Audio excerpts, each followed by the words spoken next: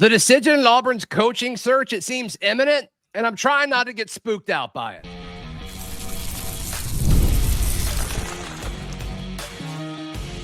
You are Locked On Auburn, your daily podcast on the Auburn Tigers. Part of the Locked On Podcast Network, your team every day.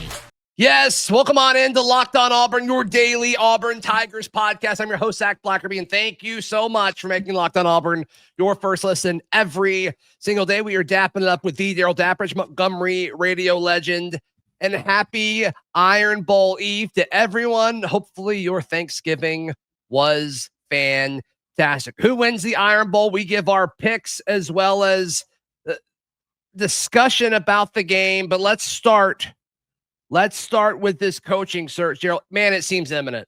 It seems like all signs are pointing towards Jon Sumrall. But Darrell, there's no way. There's no way it could be this clean, this easy. There's no way Auburn can do something without a tremendous amount of drama being infused into it. Sadly, we've done a lot of these coaching searches over the years, and this one seems as straightforward as can be. And as that Sunday potential announcement the day after the Iron Bowl, which Cohen painted from the get-go, it just seems kind of wild that everything appears to be going to plan from the Auburn point of view. I'm a law of averages kind of guy, and I just think Auburn's due to have something that's drama-free, obvious, apparent. Yeah. You know what I'm saying? It's just been, Sure. It's been, so sometimes at the end of the day, things start to even out. And Auburn's had some drama with the Brian Harsin coaching search. They definitely did with the Lane Kiffin / Hugh Freeze. So they're just due to have one that's maybe you target somebody, he wants you, you want him. Let's not overthink it, right? And then all along, the timing has been the Sunday after the Iron Bowl. And oh, by the way, the high priority has been to retain DJ Durkin due to roster retention, the way the players love him, and he's been putting out a really effective defense. So for continuity, especially if it is Sumrall, who's going to be coaching, in the championship game, could be coaching in a playoff game, you've got to have somebody to hold down the fort. You've got to have that person to keep the roster together, the recruiting, signing days, Wednesday, after the Iron Bowl, a lot of different intangibles there that really all lead to the point that this has to be simple and drama-free because of all the moving parts. Seems like coordinators in position too. I mean, there's chatter about, potential OCs. Like, are all of these going to be announced on Sunday? Like, is Durkin announced DC officially? Is he announced, associate head coach? Are there titles that are thrown out there? Like, how much of that is rolled out all at once? I think it would be pretty impressive, Darrell, if in this presser, John Cohen's like, yes, we've got Jon Sumrall as our head coach. We are promoting DJ Durkin to be associate head coach, and he will still, be defensive coordinator as well. If you trotted out an offensive coordinator that you felt like, could really control the offense, you're seeing several names out there. Like Buster Faulkner is a name that a lot of people are tweeting and kind of their smoke around of Georgia Tech.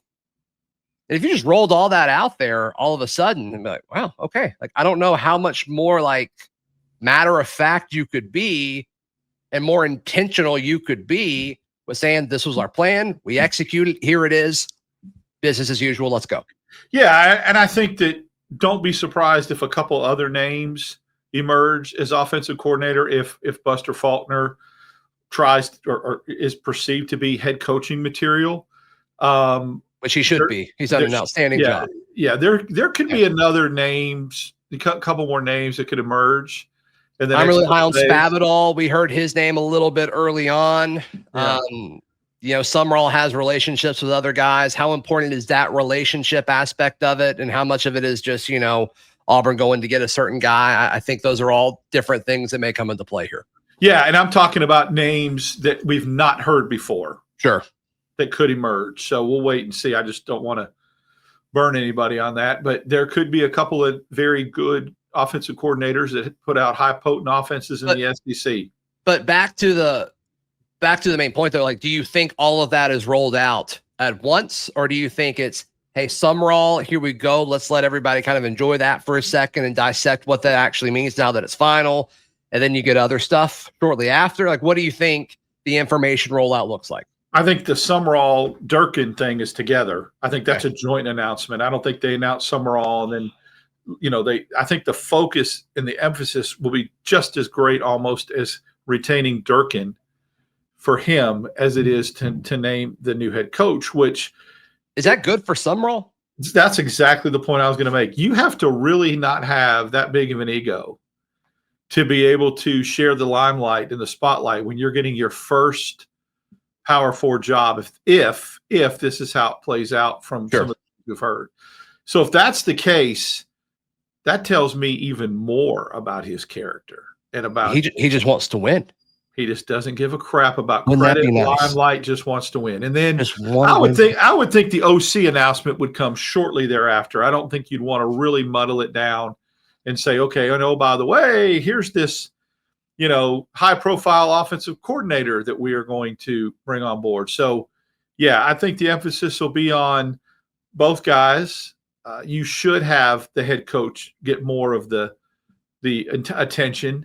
But, I think that retaining Durkin in the eyes of a lot of Auburn people, when he was considered strongly for the head coaching job, yes, you have to promote that, and you have to make a big deal about that. I'm not trying to show any shade or slight what Cadillac Williams did for Auburn, holding that team together after the Harsin debacle. Sure. But I don't think anybody thought realistically he was a candidate to be the head coach. I think a lot of people did. Well, I'm talking about people that are decision makers, that have their finger on the pulse of the Auburn program, that are in the know. Maybe your fan base, some of your fan base hoped and wanted that. But so that would never be something that would be edified, like when Hugh Freeze was announced that Cadillac. They did announce. I mean, Hugh Freeze gave Cadillac his props and said he's the associate head coach. He's staying on staff. But this is different. Durkin was considered strongly, I think, for this head coaching job. Yeah. I think they had that discussion for sure. It's a wild weekend, like you said. Look, if anybody deserves a little bit of a 180 and to have some good things happen to them, it's what Auburn's had to go through. So if you have an opportunity, when you talk about a wild weekend, to win this game, and then on the backside of that, announce your head coach, and by the way, we're retaining the popular choice of the players and making him associate head coach. If you have all those things line up over the weekend, you can completely flip the script of what this season started out and what it evolved to wow, what a great feeling, what great PR, great – because here's what you do real quick. You go from winning the Iron Bowl, which is the most – if you were to do it, which is the most important thing, is winning the game. You knock your rival out of the playoff. You become bowl eligible, and you hire a coveted coach, all within 48 hours. That'd be insane. But yeah, let's get to the thing that has to happen first chronologically, we assume. Right. What does Auburn need to do that? That is next right here on Locked On Auburn. Today's show brought to you by our friends at Game Time. Look, if you want to go to the Iron Bowl, little last minute action, Game Time's the best app to do all of that. You can buy a ticket in just 2 or 3 taps. You can see the view from your seat if you're unfamiliar with the section numbers and all that at Jordan-Hare Stadium.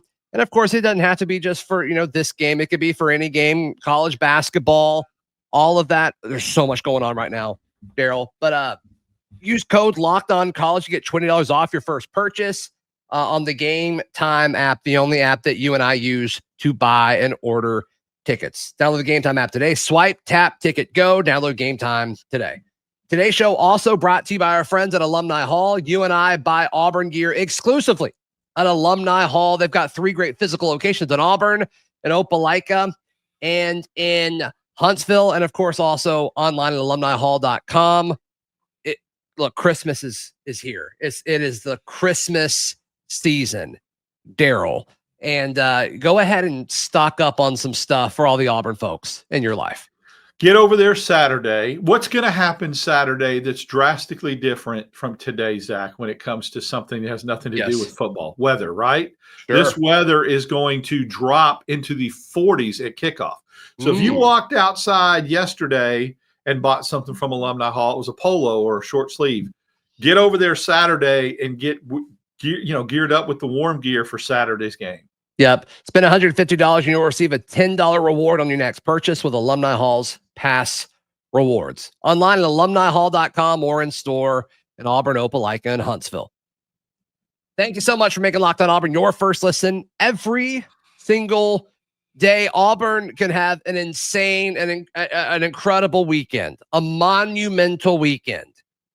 But first things first, they got to win the Iron Bowl. They've got to find a way to keep their arch rival out of the college football playoff. And I think there are matchups where they will be able to do this. This is the first time since the 2017 Iron Bowl, Darrell, where Auburn is able to line up roster to roster, and there's not this wild discrepancy between talent of the two teams. And I think that goes from in the trenches. I think that goes with the skill position players. I think quarterback with the way Ashton Daniels has been able to play. I think special teams. This is a game that Auburn absolutely has a shot to win.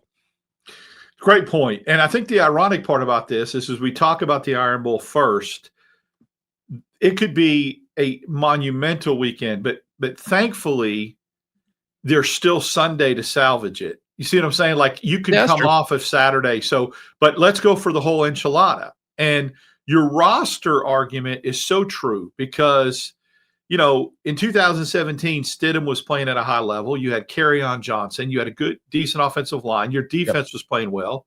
Derek Brown and Marlon Davidson were there in 17, right? They were just young, right? Yep. Am I correct on that? Okay. Yep.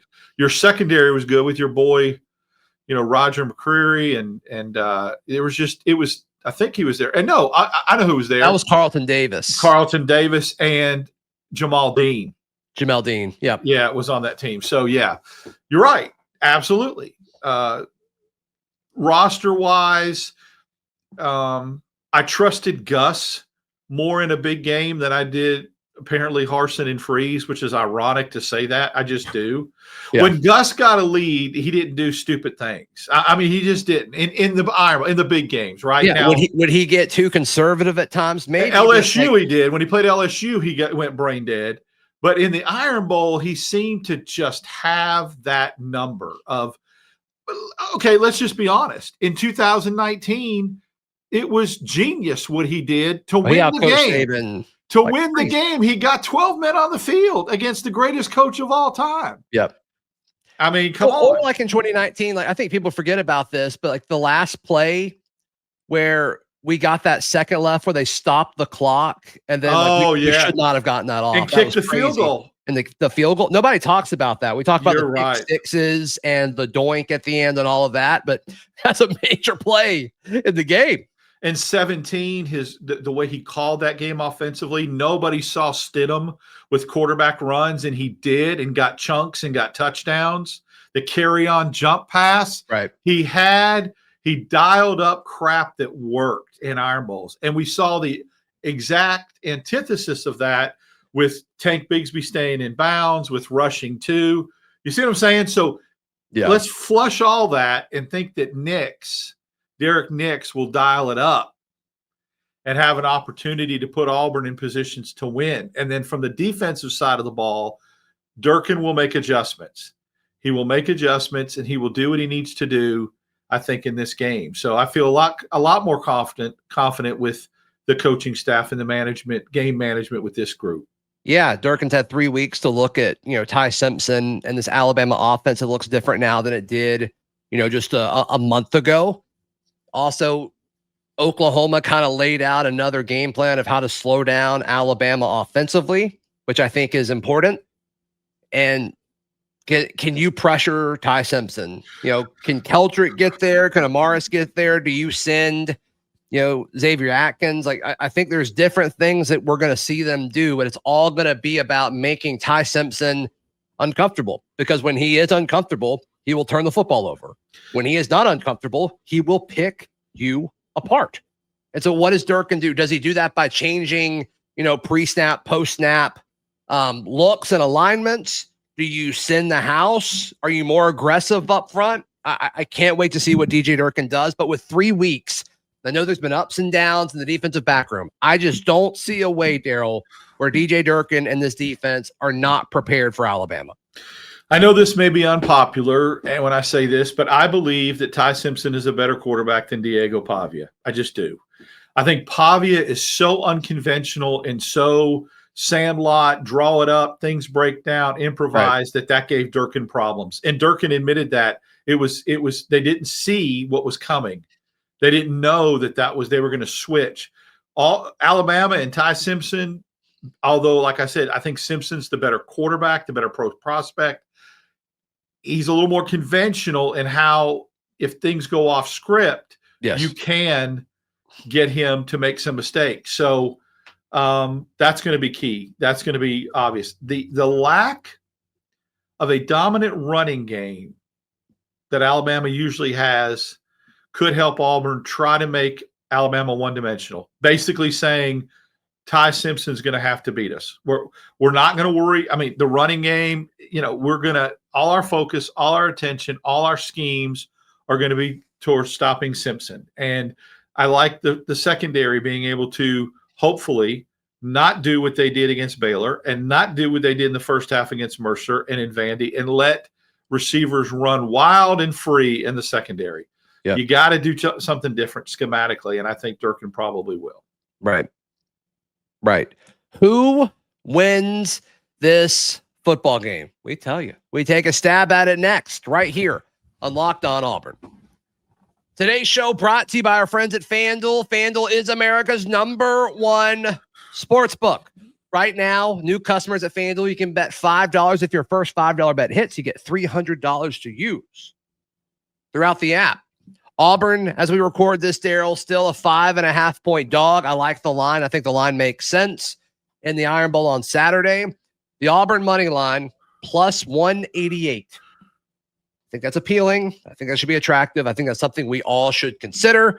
But take that for what it's worth. The over-under set at 46.5. So not expecting fireworks. I do think if it gets to fireworks, I think we're in trouble. So take that for what it's worth. Head over to FanDuel.com today to get started. Of course, FanDuel is the official sports betting partner of the NBA. Thank you so much for making Locked On Auburn your first listen every single day. Darrell, I mentioned earlier in the week, I think Auburn will beat Alabama. I'm going with a final score of 24-20 in favor of the Auburn Tigers. You told us you're saving your pick to right now, to this very moment. What is it? I'm picking Auburn to win 27-23. I think that with lesser talent and lesser coaching ability, Auburn had them beat twice at Jordan-Hare the last 2 times they met. The difference will be better game management, better coaching that Auburn will have, and a roster that's very comparable to what Alabama has on the other side of the line of scrimmage, which Auburn, like you said, hasn't been able to say since 2017. It's time. It's been very close to happening, and like I said, should have happened. And this is finally one of these situations where it gets over the hump. And for some reason, it's not far-fetched. There are a lot of people that I'm shocked believe this way. I want you may know the answer to this, but I want to put this in perspective. Okay. I don't believe that Auburn has been favored in an Iron Bowl since 2010. I just don't. I cannot remember. I mean, 2017 would be the only one. I don't think they were favored in that one. I really don't. Maybe they were, but I know 19. I don't think they were in 19. No, there's no shot. When they play in Bryant-Denny, they're not. The Tank Bigsby year, they weren't. Alabama was favored by 4.5 in 2017. Yep. So 2010 is the last time I think Auburn was favored in an Iron Bowl. Because I know they weren't in 2013. Let's look. Hold on. All right. I'm with you. I assume that I love speculating on this and then seeing 9.5. That's crazy. Auburn, we were 9.5 point dog in the 2013 Iron Bowl. We were undefeated, and Alabama had lost a game already, or 2 games already. They came into that game 9-2. In 13, we had lost to LSU, and right? they were undefeated, right? And then in 2010, no, Bama was favored by 3.5 in 2010. Really? Yeah. Oh, because it was in Tuscaloosa. Right. I remember now the disrespect. Everyone's like, Auburn's undefeated. They're going to have the Heisman Trophy winner. Alabama's got 2 losses. And oh, by the way, because it's in Tuscaloosa, Alabama's still favored. So 2007 is the last time Auburn was favored. Saban's first year. Yeah, Auburn was 4.5 point favorite in 2007. There you go. Look at that, dude. That's insane. And then how many games has Auburn won since then? What, 4? Since they won in 10, they won in 13, they won in 17 and they won in 19. They've won 4 times as a dog. 1 on the road, 3 at home. Yep. Yep. So what do you think? Let us know in the comments or on socials. Does Auburn pull this out? Does Auburn shock the world? This one does feel different than other ones in the sense of like how other people are talking about it. I still think there's this belief that Alabama should be better than they are. And they seem to not be at the same level despite having like the same amount of talent and the same resources.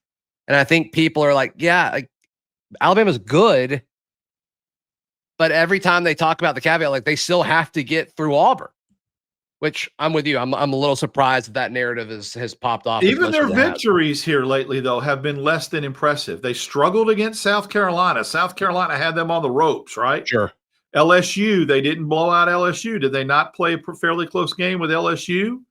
So LSU, South Carolina, then they lose to Oklahoma. I mean, the trend for the last 4 or 5 weeks has been there, trending down. Yeah, right. And Auburn's obviously trending up. So we'll see. We'll see. They meet Saturday. Can't wait. Darrell, Dapprich, how can people check out everything you've got going on? Follow me on X, 6410, the basketball shows. We go live during basketball games. And then obviously our post game. Excuse me, I will be doing it from Jordan-Hare Stadium late. Yep, for the Sunday morning show. Absolutely. It'll be great. It'll be awesome. Please like the video. Please subscribe, and we will see you next time. This has been Locked on Auburn.